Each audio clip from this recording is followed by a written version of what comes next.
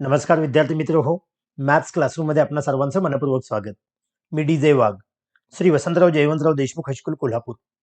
आज आपण 7th maths मधील 13th chapter Pythagoras theorem start करीत आहोत. आजच्या या व्हिडिओमध्ये प्रॅक्टिस सेट 48 ज्या अंतर्गत पायथागोरस थेरम म्हणजे काय आणि त्याचा वापर कशा पद्धतीने केला जातो याविषयी अधिक माहिती जाणून घेऊ. So let's get started.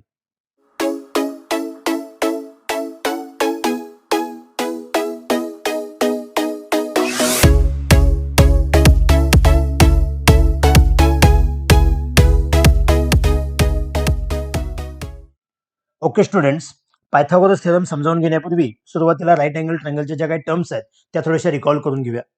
Right angle to triangle कशाला म्हणतो पहा. ज्या ट्रायंगलमध्ये जर एक अँगल 90 डिग्रीचा असेल तर अशा ट्रायंगलला आपण राईट अँगल टू ट्रायंगल म्हणतो. आणि त्या अँगलच्या अपोजिट जी साईड असते ज्याला आपण हायपोटेनियस असं म्हणतो. दॅट इज मीन्स इथं काय सांगितलं पहा. We know that a triangle with one right angle is called a right angle to triangle. ज्या ट्रायंगलमध्ये एक अँगल हा राईट अँगल असतो, such a triangle is called as a right angled triangle and the side opposite to the right angle is called the hypotenuse. म्हणजे जी side right अँगलच्या opposite असते त्याला आपण hypotenuse असं म्हणतो. म्हणून इथं आपल्याला एक क्वेश्चन दिलेला आहे. Write the names of the hypotenuse of each of the right angle triangles shown below. इथं आपल्याला 3 वेगवेगळे राईट अँगल ट्रायंगल दिलेले आहेत. फर्स्ट ट्रायंगल जर एबीसी ऑब्झर्व केला तर ज्यामध्ये अँगल बी हा 90 डिग्रीचा म्हणजेच राईट अँगल आहे. Second triangle M L N यामध्ये अँगल एल हा 90 डिग्रीचा आहे आणि ट्रायंगल एक्स वाय झेड मध्ये अँगल वाय हा 90 डिग्रीचा आहे.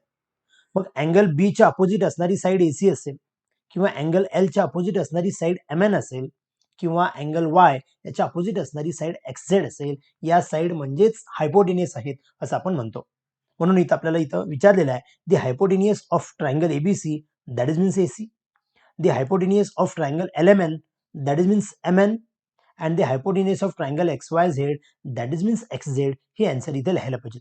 म्हणजे जिथं एबीसी या ट्रायंगल मध्ये एसी हा जो आहे तो त्याचा हायपोटेनियस झाला, ट्रायंगल एलएमएन मध्ये एमएन हा त्याचा हायपोटेनियस झाला आणि ट्रायंगल एक्स वाय झेड मध्ये एक्स झेड हा त्याचा हायपोटेनियस झाला. मग यावर आधारित पायथागोरस थेरम काय आहे ते थोडंसं समजावून घेऊ. त्यासाठी हा जो राईट अँगल ट्रायंगल एबीसी आहे यावर आधारित ही जी ऍक्टिव्हिटी केलेली आहे ती थोडीशी ऑब्झर्व करूया. In this triangle, side AB and side BC are the sides forming right angle, that is means angle B. म्हणजे B हा जो राईट अँगल आहे तो या दोन साइड मुळे बनतो. And the side opposite to this right angle is side AC, which is the hypotenuse of this triangle ABC. आता या ट्रायंगल मध्ये प्रत्येक साइडचे काही इक्वल पार्ट्स केलेले आहेत. जसं ही साइड AB आहे याचे 3 इक्वल पार्ट्स केलेले आहेत. साइड BC चे 4 इक्वल पार्ट्स आहेत आणि साइड AC चे 5 इक्वल पार्ट्स केलेले. सपोज याची लेंथ 3 सेंटीमीटर आहे, याची लेंथ 4 सेंटीमीटर आहे आणि याची लेंथ 5 सेंटीमीटर आहे. आपण प्रत्येक साइडवर तयार होणारा एक स्क्वेअर जो आहे तो थोडासा ऑब्झर्व करूया. साइड AB जी 3 सेंटीमीटर आहे त्यावर आधारित असणारा हा जो स्क्वेअर आहे ज्याची साइड 3 सेंटीमीटर होते.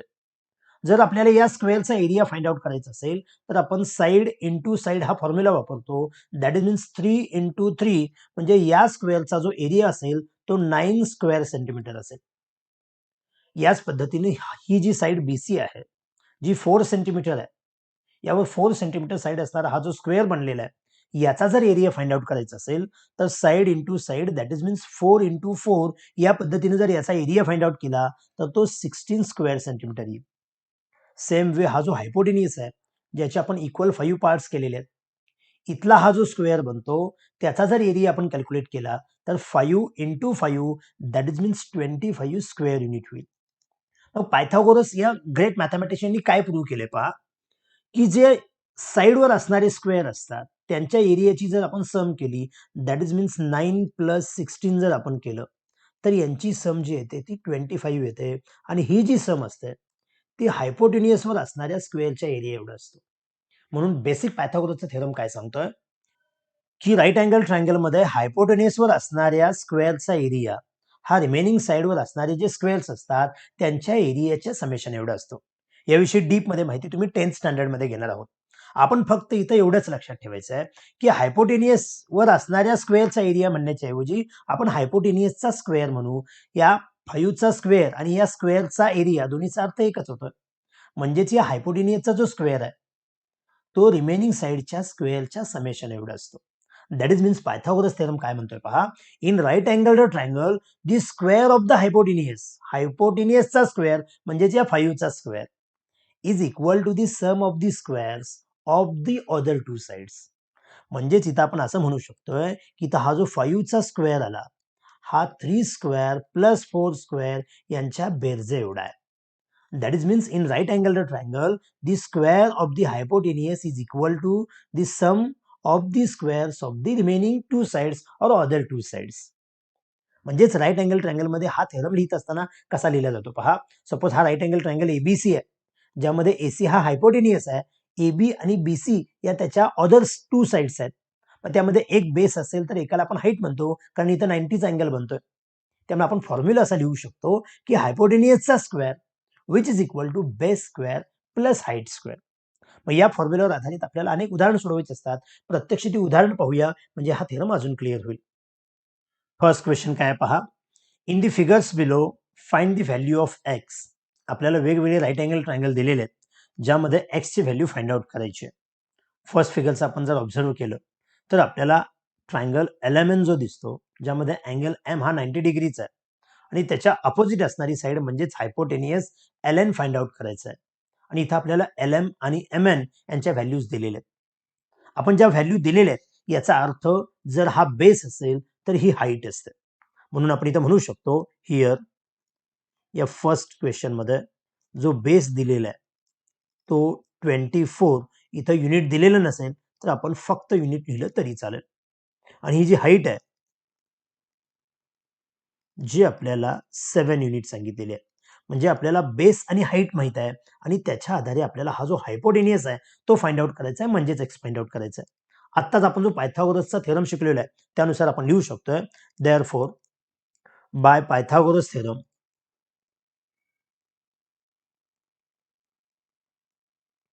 या थेरमनुसार आपण असं शिकलोय की हायपोटेनियसचा जो स्क्वेअर असतो तो म्हणजेच बेसचा स्क्वेअर प्लस हाईटचा स्क्वेअर. यामध्ये जर आपल्याला बेस आणि हाईट यांच्या व्हॅल्यू माहित असतील तर त्या इथं आपण सबस्टिट्यूट करूया. आपल्याला बेस 24 माहित आहे, बेस स्क्वेअर याचाच अर्थ 24 square plus height square, height means 7 square, आणि आपल्याला हायपोटेनियस फाइंड आउट करायचा आहे म्हणजेच एक्स फाइंड आउट करायचं आहे.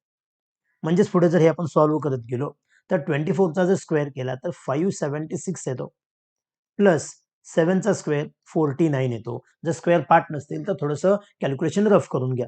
आता या दोघांची ऍडिशन करत असताना 6 plus 9 means 15 carry on 1, 7 plus 4 11 plus 1 12 व कॅरी ऑन 1 625. म्हणजेच हायपोटेनियसचा जो स्क्वेअर आला तो 625 आला. परंतु हा 625 हा 25चा स्क्वेअर आहे. म्हणजे आपण पुढे म्हणू शकतोय देअरफॉर लेफ्ट साइडला आहे असं हायपोटेनियसचा स्क्वेअर लिहितोय जो 25चा स्क्वेअर असेल. हायपोटेनियसचा स्क्वेअर म्हणजेच 25चा स्क्वेअर. याचा अर्थ दोन्हीकडे जर आपण स्क्वेअर रूट काढून टाकलं तर आपण म्हणू शकतोय की जो हायपोटेनियस असेल 25, इथं युनिट दिलं नसेल तर आपण आहे असं युनिट दिलं, जर इथं मीटर असेल तर आपण मीटर लिहिलं असतं. हायपोटेनियस 25 युनिट आला याचाच अर्थ एक्स ची जी व्हॅल्यू आली ती 25 आहे असं आपण म्हणू शकतो. म्हणजे या राईट अँगल ट्रायंगल मध्ये आम्हाला बेस आणि हाईट माहित होती. तो बेस आणि हाईट आपण सुरुवातीला लिहिली आणि पायथागोरस थेरम वापरला. त्यामध्ये बेस हाईटची व्हॅल्यू सबस्टिट्यूट केली, सुरुवातीला स्क्वेअर केले, त्यांची ऍडिशन केली. ही ऍडिशन कोणाचा स्क्वेअर आहे ते लिहिलं, त्यानुसार हे दोन्ही स्क्वेअर काढून टाकले म्हणजेच आपण स्क्वेअर रूट काढलं, म्हणजे आपल्याला हायपोटेनियस मिळालं. याच पद्धतीने नेक्स्ट क्वेश्चन काय पहा. म्हणजे समजा थर्ड एक्झाम्पल बघू, ज्यामध्ये हा ट्रायंगल DEF किंवा EDF हा ट्रायंगल दिलेला आहे, ज्यामध्ये अँगल डी हा 90 डिग्रीचा आहे, म्हणजेच EF हा त्याचा हायपोटेनियस झाला. जर EF हा हायपोटेनियस असेल तर रिमेनिंग साइड्स ज्या असतात त्यापैकी जर आपण ED ला बेस कन्सिडर केला तर DF ही हाईट होते, किंवा DF हा बेस कन्सिडर केला तर DE ही त्याची हाईट होते. म्हणजे दिलेल्या गोष्टीनुसार आपण त्या थोड्याशा बेस आणि हाईट जे काय माहित आहे ते लिहूया. हिअर जो बेस आहे तो म्हणजे जर DE असेल तर आपण त्याला एक्स युनिट म्हणू. जी हाईट आहे जी DF आहे जी 8 युनिट आपल्याला दिलेली आहे, आणि जो हायपोटेनियस आहे तो आपल्याला 17 युनिट दिलेला आहे. म्हणजे या उदाहरणामध्ये आपल्याला हायपोटेनियस माहित आहे मात्र बेस माहित नाहीये. मात्र फॉर्म्युला आपल्याला तोच वापरावा लागेल. देअरफॉर बाय पायथागोरस थेरम, पायथागोरसचा थेरम असा सांगतो की हायपोटेनियसचा जो स्क्वेअर असतो तो base square plus height square एवढ्या किमती एवढा असतो. म्हणजेच आता आपण या व्हॅल्यू जर इथं सबस्टिट्यूट केल्या तर काय होईल पहा. हायपोटेनियस आपल्याला 17 दिलेला आहे म्हणून आपण लेफ्ट साईडला लिहितोय. बेस माहित नाही म्हणजेच एक्स आहे, इथं आपण एक्स लिहूया. यापूर्वीच्या उदाहरणात लिहिलं नाही कारण ते लेफ्ट साईडला होतं म्हणून डायरेक्ट आपण फायनली लिहिलं. हाईट जी आपल्याला 8 दिलेली आहे. जर आपण इक्वल साईनच्या दोन्ही बाजूला लिहित असू तर इथं देअरफॉरचं साईन द्यायला पाहिजे. पुढं तसंच कॅरी करतो. या 17चा आपण स्क्वेअर करू, दॅट इज मीन्स 289 होईल. इथं इक्वल साईन आहे असा असू दे, हा एक्स स्क्वेअर आहे असा प्लस 8चा स्क्वेअर दॅट इज मीन्स 64 होईल. आपल्याला जर एक्स फाइंड आउट करायचा असेल तर हा जो 64 आहे तो लेफ्ट साईडला घ्यायला पाहिजे. दॅट इज मीन्स 289 मायनस 64 होईल. हा प्लस असल्यामुळं लेफ्ट साईडला मायनस झाला, राईट साईडला फक्त एक्स स्क्वेअर राहील. That is means 9 minus 4 is equal to 5. 8 minus 6 means 2 आणि हा 2 आहे असा which is equal to X square. एक्सचा स्क्वेअर हा नंबर आहे. जर तुम्हाला स्क्वेअर पार्ट असतील तर तुम्ही म्हणू शकताय की हा 15चा स्क्वेअर आहे. याचाच अर्थ 15 square is equal to X square. जर हे पार्ट नसतील तर तुम्हाला 225चे फॅक्टर्स पाडायला पाहिजेत आणि त्याच्या आधारे तो स्क्वेअर कोणाचा आहे ते ठरवायला पाहिजे. जर 15चा स्क्वेअर म्हणजे एक्स स्क्वेअर असेल याचाच अर्थ दोन्ही बाजूंची जर आपण स्क्वेअर रूट घेतली म्हणजे स्क्वेअर लिहिले नाहीत फक्त ते नंबर्स लिहिले त्याचे बेस लिहिले तर एक्सची व्हॅल्यू 15 मिळाली. That is means X is equal to 15 unit आहे असं आपण म्हणू शकतो. म्हणजेच राईट अँगल ट्रायंगलमध्ये बेस, हाईट आणि हायपोटेनियस या 3 टर्मपैकी कोणत्याही 2 टर्म दिल्या असता आपण तिसरी टर्म फाइंड आउट करू शकतो, ज्यासाठी आपल्याला पायथागोरस थेरमचा वापर होतो. मात्र त्यासाठी आपल्याला अशी राईट अँगल ट्रायंगलची फिगर देणं आवश्यक आहे किंवा दिली नसेल तर आपण तशी फिगर काढणं अपेक्षित आहे. त्यावर आधारित क्वेश्चन पाहूया म्हणजे लक्षात येईल. In the right angle triangle LMN, angle M is equal to 90 degree if the length of LM is equal to 12 centimeter and length LN is equal to 20 centimeter. Find the length of segment MN. आपल्याला triangle LMN हा right angle triangle सांगितलेला आहे. अशा वेळी right angle ट्रायंगलची एखादी figure काढत असताना जो अँगल 90चा आहे तो व्हर्टेक्स पहिल्यांदा देऊन घ्यायचा. इथं आपल्याला सांगितलेलं आहे की अँगल M हा 90 डिग्री आहे. म्हणजे हा जो राईट अँगल असणार इथला हा जो व्हर्टेक्स आहे तो M आहे हे सर्वात महत्वाचं. त्यानंतर L आणि N ही व्हर्टेक्स तुम्ही कुठेही लिहू शकता. आपण आहे असं क्रमाने जर लिहिलं तर हा ट्रायंगल LMN होईल, ज्यामध्ये दिलेली डायमेन्शन्स अशी आहेत की जी लेंथ LM ही जी साईड आहे ती 12 सेंटीमीटर आहे. म्हणजेच आता या फिगरमध्ये आपली जी हाईट आहे ती 12 सेंटीमीटर आहे. लेंथ LN म्हणजेच या फिगरमध्ये हा जो हायपोटेनियस आहे जो 20 सेंटीमीटर दिलेला आहे. And we have to find the segment MN, that is means आपल्याला याचा बेस फाइंड आउट करायचा आहे. म्हणजे या फिगरनुसार आपण जे काही लिहू शकतो ते सुरुवातीला लिहूया. हिअर या ट्रायंगलमध्ये जो बेस आहे तो आपल्याला माहित नाही. सपोज आपण तो एक्स कन्सिडर करू. That is means base is equal to X centimetre. जी हाईट आहे याचाच अर्थ 12 सेंटीमीटर आपल्याला हाईट दिलेली आहे आणि जो हायपोटेनियस आहे जो आपल्याला 20 सेंटीमीटर दिलाय. म्हणजेच आपल्याला बेस, हाईट आणि हायपोटेनियस या 3 टर्मपैकी 2 टर्म माहित आहेत. म्हणून आपण पुढे असं म्हणू शकतो, therefore by Pythagoras theorem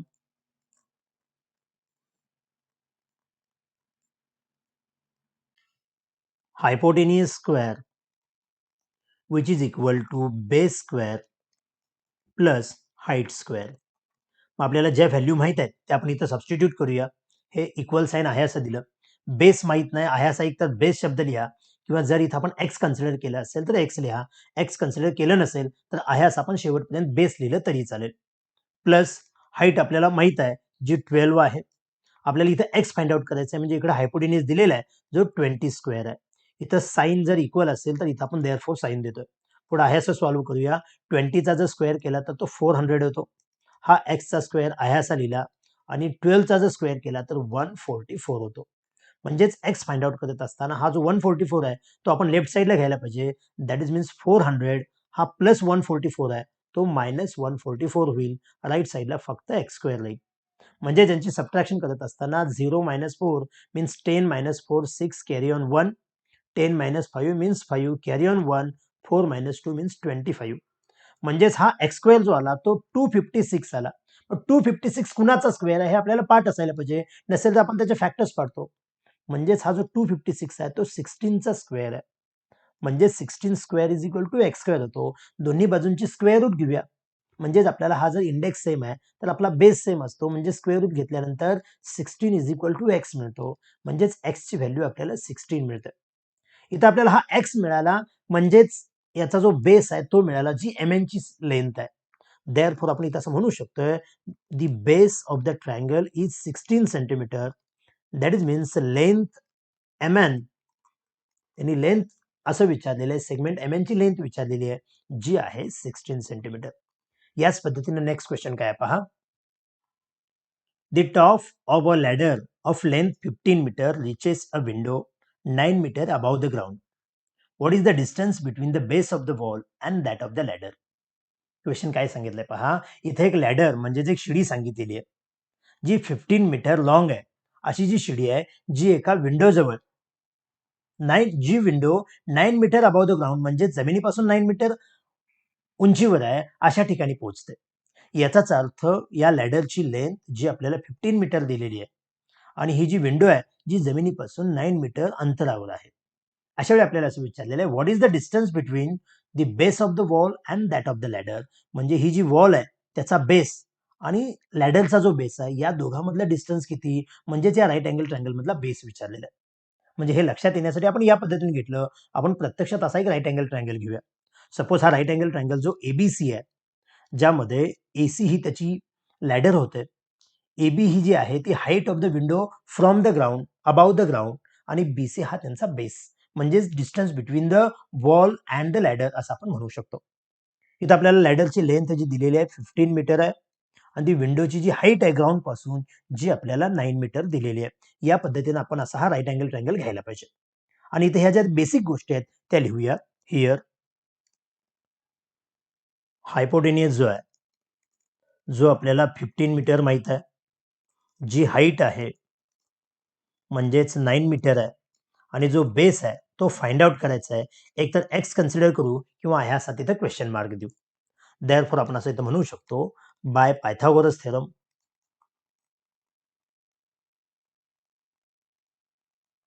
hypotenuse square which is equal to base square plus height square. ज्या व्हॅल्यू माहित आहे ते आपण सबस्टिट्यूट करूया. हायपोटेनियस आपल्याला 15 माहित आहे, बेस माहित नाही. एक तर एक्स लिहा किंवा इथं मी आयासा बेस लिहून ठेवतो, म्हणजे बेस स्क्वेअर प्लस हाईट जी आहे ती 9 आहे. म्हणजे या पद्धतीने फक्त आपण व्हॅल्यू सबस्टिट्यूट केल्या आणि आता पुढे हे सॉल्व्ह करत जाऊ. 15 square that is means 225 which is equal to base square plus 9चा जो स्क्वेअर येतो तो 81 येतो. म्हणजेच बेस फाइंड आउट करत असताना हा जो 81 आहे तो लेफ्ट साइडला येईल, म्हणजेच 225 मायनस 81 होईल which is equal to base square.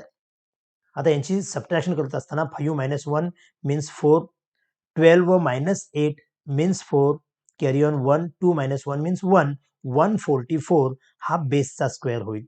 144 हा 12 चा स्क्वेअर आहे. याचाच अर्थ 12 स्क्वेअर मीन्स बेस स्क्वेअर. म्हणजे दोन्ही साईडचे जर आपण स्क्वेअर रूट घेतली तर 12 इज इक्वल टू बेस, म्हणजे याचा जो बेस आहे तो 12 मिळेल. आता याचा जो बेस 12 मिळाला याचाच अर्थ the distance between the wall and that of the ladder, म्हणजे base of the wall and that of the ladder असं आपण म्हणू शकतोय. Therefore the distance of the wall of the base of the wall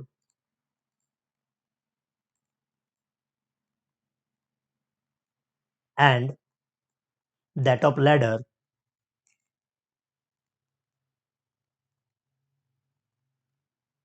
which is equal to 12 metre असं आपण statement द्यायला हवं. इथं सुरुवातीला जर तुमच्या लक्षात येत असेल तर अजून 2 स्टेटमेंट आपण वाढवू शकतो. इथं आपण असं म्हणू शकतो, here AC is the length of the ladder which is equal to 15 metre. AB is the height of the window above the ground which is equal to 9 metre. अशी 2 स्टेटमेंट सुरुवातीला ज्यादा लिहिता येत असतील तरी सुद्धा तुम्ही ती लिहू शकता. म्हणजेच या प्रॉब्लेम मध्ये आपल्याला या लॅडरची लेंथ म्हणजेच हायपोटेनियस दिलेला होता, विंडोची ग्राउंड पासूनची हाईट दिलेली होती आणि आपल्याला हे डिस्टन्स विचारलेलं होतं. म्हणजेच पायथागोरस थेरम आपण अप्लाय केला आणि त्याच्या आधारे आपण बेस फाइंड आउट केला. तर अशा प्रकारे या व्हिडिओमध्ये पायथागोरस थेरम म्हणजे काय आणि त्यावर आधारित असणारी विविध उदाहरणं आपण अभ्यासली. जर हा व्हिडिओ आवडला असेल तर लाईक करा. इयत्ता 7वीच्या जास्तीत जास्त विद्यार्थ्यांच्यापर्यंत शेअर करा आणि चॅनल सबस्क्राईब करायचं राहिलं असेल तर आठवणीने सबस्क्राईब करा. Thank you.